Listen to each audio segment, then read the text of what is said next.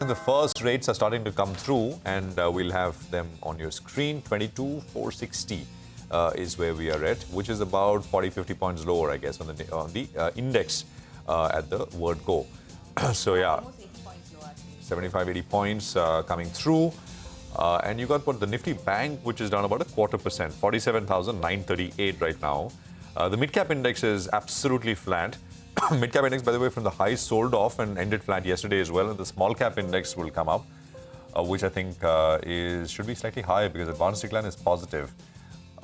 Small caps are also absolutely flat right now. But these are the indices, 70 points to start with on the downside for the Nifty, but more rates with Sonia. For that. So since the markets are quiet, I mean, the opening is slightly subdued, let's go straight to individual stocks, right? We'll take it to HDFC Bank because remember the ADR was up about 5% after the Q4 update came through that lifted sentiment. But also remember there was a reduction in the FII shareholding. So HDFC Bank just holding up in the green a tad bit. Bajaj Finance is the other one. I'm interested to see how that opens up. The FY24 AUM was up 34%. The stock is under a bit of pressure, now down about 1%. Kalyan Jewellers, very strong business update coming through for this quarter. 38% revenue growth for the India operations is what we've seen. Macrotech developers, as Sonal was telling us, the collections were up 20%. You have the pre-sales that was up about 40%. So looking pretty good over there. Bandhan Bank, the loans and advances went up 11% quarter on quarter. IndusInd Bank saw the highest deposit growth in the last 3 quarters. Prestige Estates has acquired a land parcel in Bengaluru, so keep an eye out on that. That stock is up 2.5%.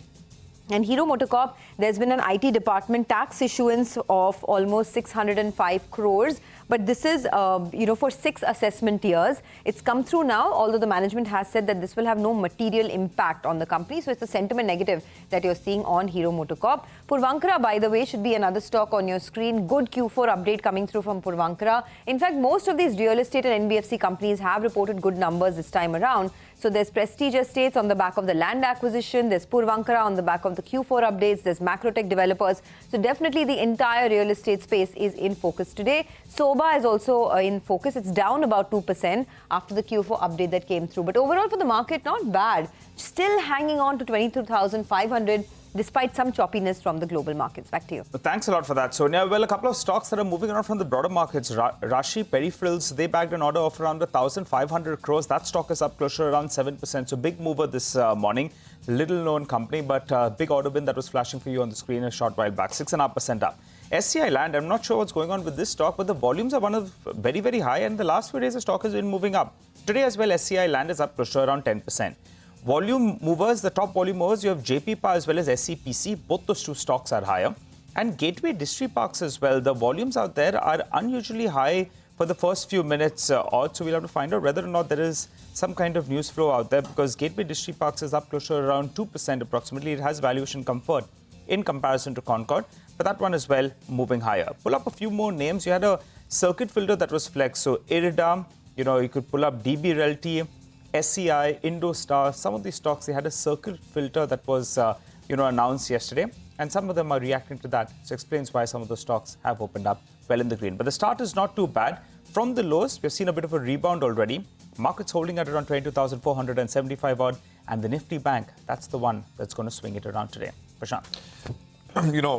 Just a few other names, right, which are opening up. Indraprastha Medical Corp, right? That's the hospital company, the Delhi hospital there. That's opening 13% higher, 13 to 14% higher. I think there was a disclosure from HDFC Bank that they've sold their 3% stake. The disclosure came, I think, yesterday.